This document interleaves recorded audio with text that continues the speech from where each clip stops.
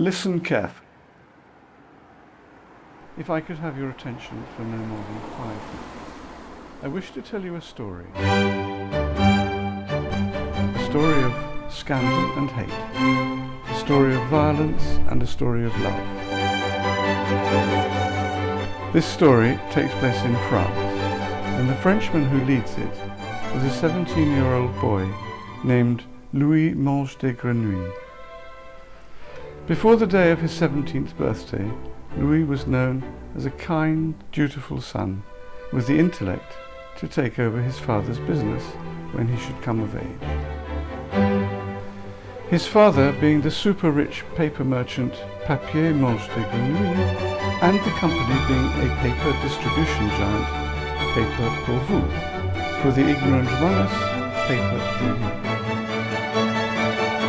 However, on the day of Louis' 17th birthday, he was found with half a kilo of cocaine, a quarter of which was on his father's table, another quarter was up his nostrils, and the remaining half of a half a kilo was situated in the overdosed minor that intimately accompanied Louis on this most unfortunate of days. So Louis ran. He ran as fast as he could. Furthermore, Louis was ruined, but not ruined as you may think. He was not arrested, jailed, and sentenced for the supplying of drugs to an underage person. Nay, he was ruined with the particular swagger that comes with being a super-rich protégé to a multi-billion-dollar corporation. He was sent off to the coast with an expense account. He was sent off to Catholic school to learn again the ways of God. Once situated and made comfortable at the church in the coastal town of Normandy, Louis began an intimate relationship with a fellow classmate, Antonie Lumière.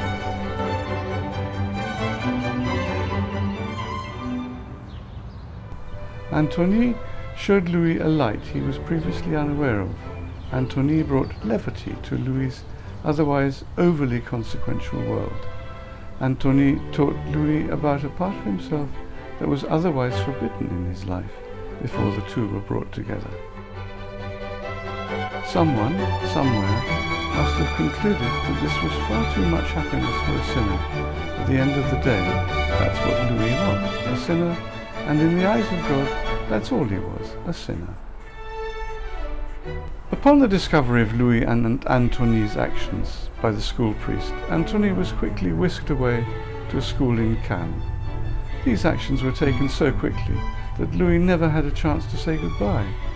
Suspicion in Louis grew as he began looking for an address in an attempt to write to Antonie, but no address was given.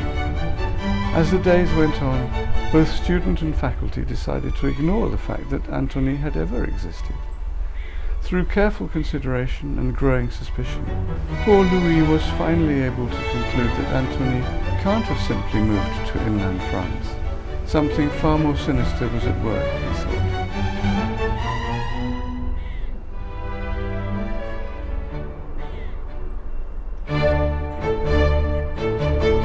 Further investigation found that classmate Marlon N had become aggravated at the discovery of Louis and Antonie's relationship.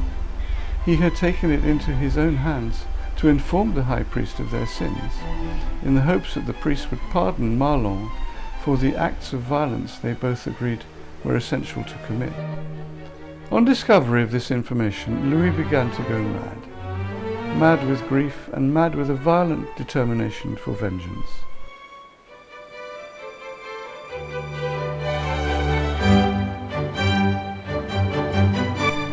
Once a student of the Lord, the God-fearing Louis bought a gun. Much to Louis' dismay, Marlon was vacationing in England, so Louis tracked down Marlon's girlfriend, Rebecca. Numb by the thirst for revenge, he committed the highest of sins. The poor girl was forced violently to pay for Marlon's sins.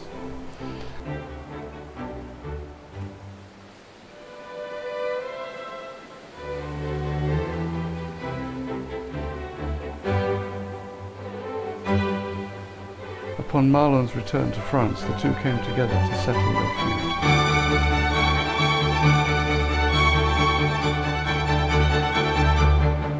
Teenagers turned marauders through hate.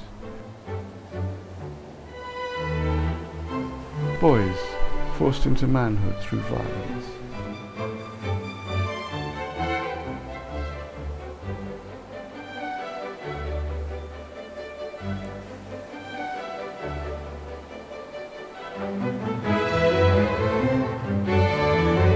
Essential for the greater good, they said. Violence for the greater good.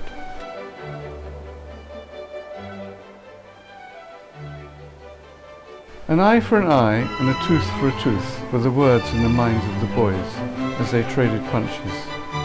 Yet I believe that an eye for an eye makes the whole world blind. So I must ask myself, how did Malonane walk away with both his vision and teeth?